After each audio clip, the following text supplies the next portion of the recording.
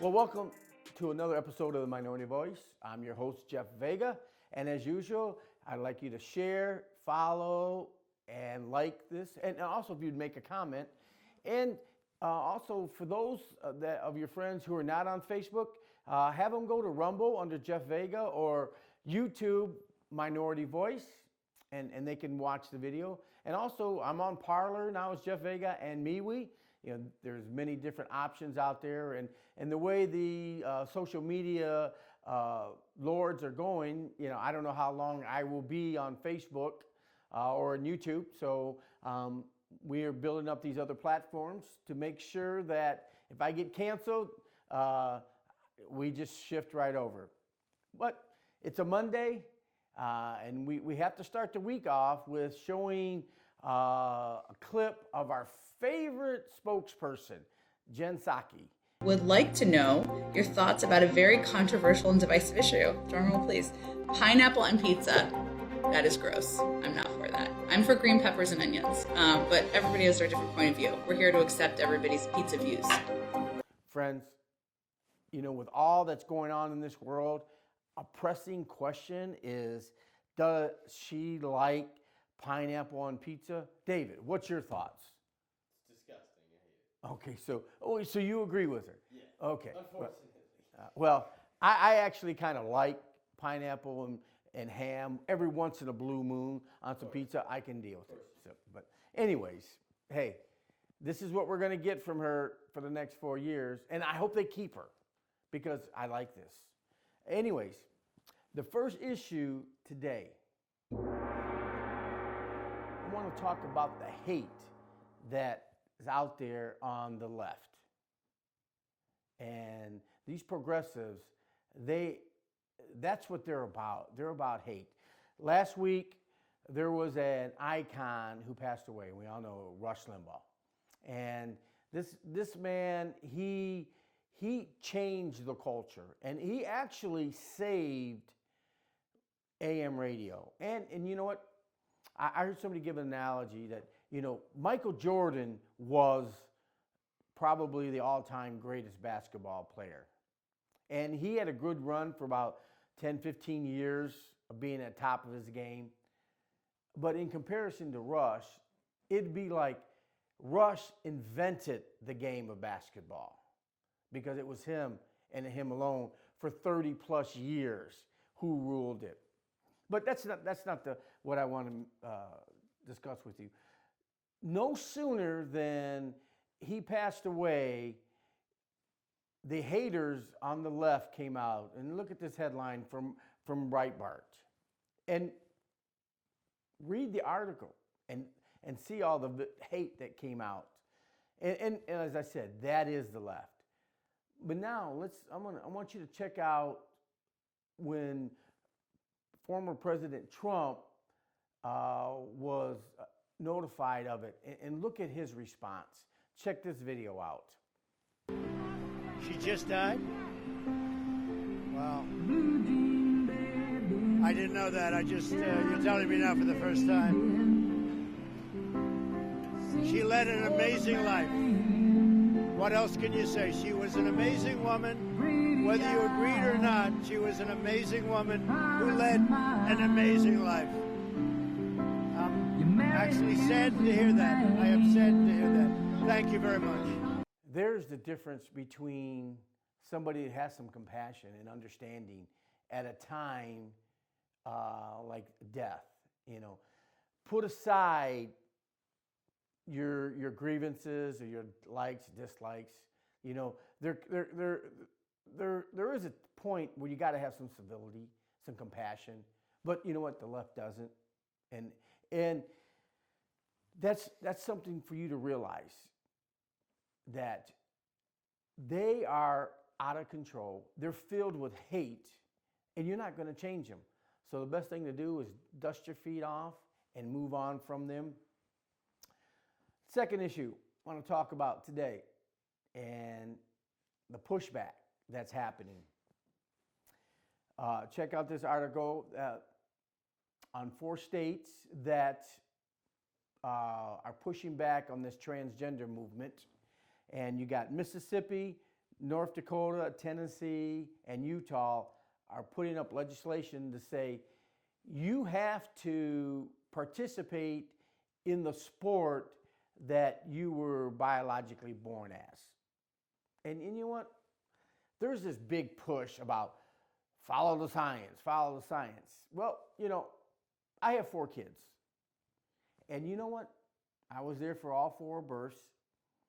And when they were born, as the head came out, the shoulders, the hands, I looked at their fingers, I was doing the inventory. And when it came down to that one part, 2 of them had penises and 2 of them had vaginas. Okay, that was science.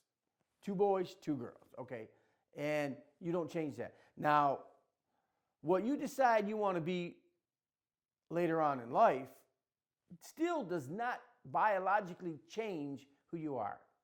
So, and I'm glad these 4 states are fighting this, and we need 46 other states to get in this too, because you know what? Why should your daughters compete with men in athletics? Okay, but let me move on from that. Next issue. I'm going to bring it back home today in Michigan. I'm a Michigander, and some things that we have happening in Michigan. Well, a former deputy of our majority leader, Mike Shirkey, left her post, and she went on to take a job with Democrat Attorney General Nessel. Now, did you hear what I said? Our Senate Majority Leader, who's a Republican, his deputy chief, took a job in the Democrat administration. And to add insult to injury, this woman was on the staff of the past 2 majority leaders, as I understand it. Friends, we need to vet our people that we have working for us. No way, shape, or form was this lady truly a Republican. After what's gone on, and she switches camps, friends, there's your leak. If you want to know what was going on, there's your leak right there. And she showed her true colors. And moving forward, we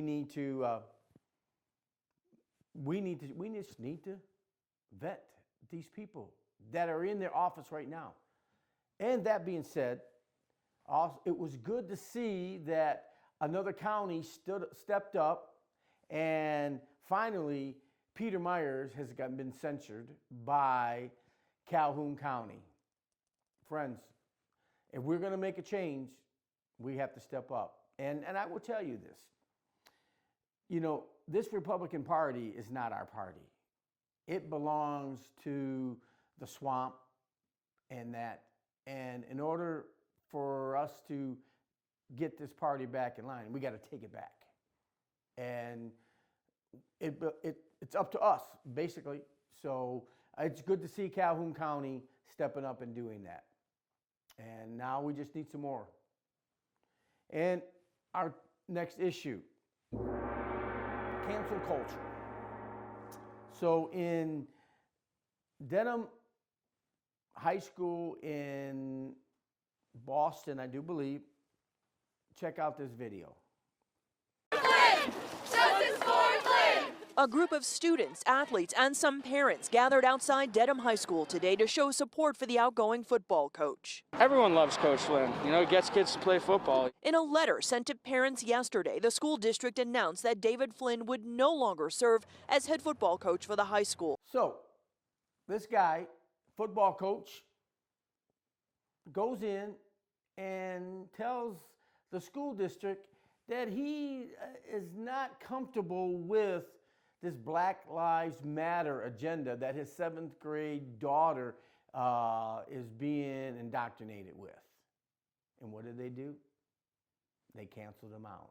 But it was good to see that the kids are rallying around this coach. He's a good coach. He's been around for 10 years.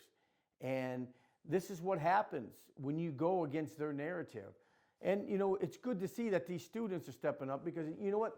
These two teachers' unions for years have manipulated these kids for their benefits.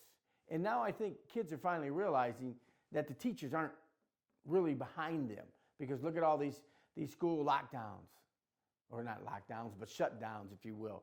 And these teachers' unions, they don't want their teachers back in school. So it's good to see that we're pushing back. And then also this football coach, he is also suing the district. And you know what? That's what we have to do in order to get this cancel culture put back in place, if you will. And to close out today, I want you to check out this video here. And you want to know what's wrong with our culture and our society? Look at this video here. Now, growing up, I had 3 brothers, and we weren't, let's say, the best kids outside of the presence of our parents. You know, when we were around our parents, but we walked a tight line. But you know what? Never in my wildest dreams would I have thought about throwing snowballs at police officers. And you know, therein lies the problem, my friends. Well, let me step back here. If I did that when I was growing up, oh, you could best be assured that they would have ran me down and slapped me around a little bit. But you can't do that today, and I don't recommend that either. But you know, there was an understanding back then of respect, and you know, it's gone today. And if we're going to get this back, you know, that's one of the areas that we need to work on is the respect. And you know what? That starts at home, my friends. You know, you have to teach your kids to respect authority. Right, wrong, indifferent, doesn't matter. You have to learn to do that. And it's been a good day, and thanks for tuning in. And until next time, Joshua 24:15.